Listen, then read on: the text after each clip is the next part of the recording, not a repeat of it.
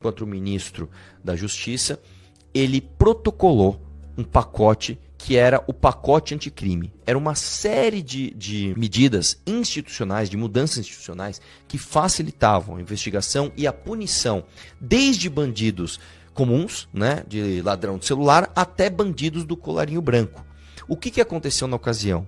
Junto com o presidente da Câmara, o Jair Bolsonaro articulou para derrubar esse pacote e, acredite se quiser, esse pacote virou, através de uma emenda do Marcelo Freixo do PSOL, veja só, a limitação da ferramenta de delação premiada e um absurdo jurídico que é a criação do juiz de garantias. O que seria o juiz de garantias? Se você for julgado por um juiz e ele te deu uma sentença que não lhe agrada, você poderia pedir um segundo juiz, a garantia de um segundo julgamento, o que tornaria praticamente impossível de você prender desde ladrãozinho de celular, muito menos bandido do colarinho branco.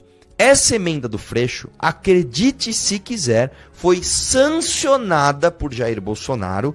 E olha só, hoje no Brasil, nós só não temos o juiz de garantias, que custaria um absurdo para os cofres públicos e travaria todo o nosso sistema judicial, porque um ministro do Supremo pediu vistas desse projeto e simplesmente engavetou e não andou com ele.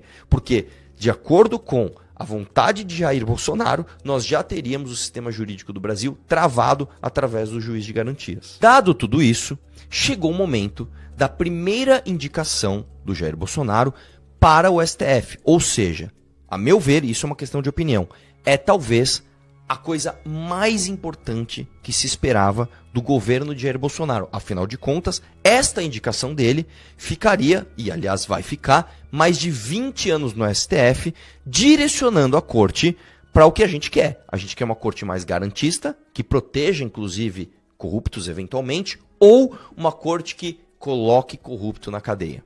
O que o Bolsonaro faz? Isso daqui eu vou ler a timeline para você. Ele indica um senhor chamado Cássio Nunes Marques. O Cássio Nunes Marques, ele sempre foi garantista. Para você ter uma ideia, ele se apresentou na sabatina do Senado como alguém crítico à Lava Jato e garantista. Aspas dele: o garantismo tem de ser exaltado.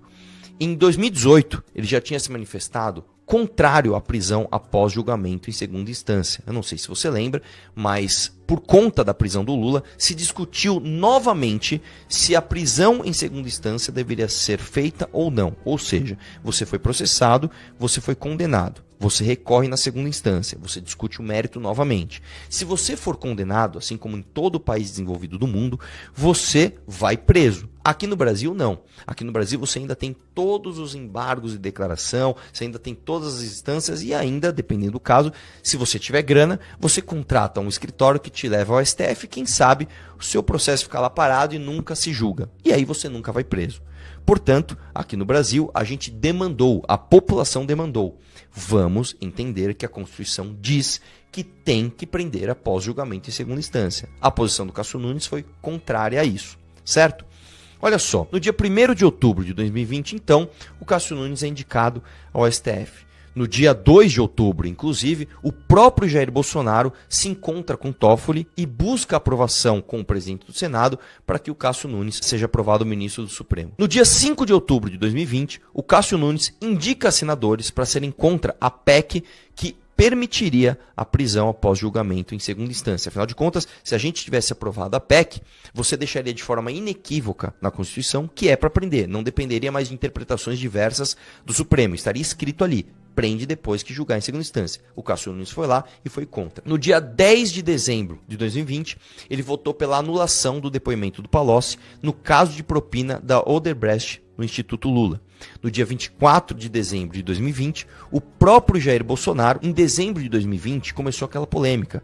E aí, vai ter a votação no Supremo Tribunal Federal para o Lula ser ou não ser absolvido das suas acusações. Aliás, absolvido não, né? Descondenado. Será que a gente anula as provas, não anula? E aí, no dia 24 de dezembro de 2020, o próprio Jair Bolsonaro faz um vídeo dizendo: mas o pessoal ele votou para absolver o Lula.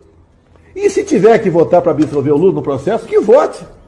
Ou tudo quando se acusa uma pessoa, tudo do que ela é acusada, é para ser verdadeiro. Em fevereiro de 2021, o Cássio Nunes vota a favor do Lula.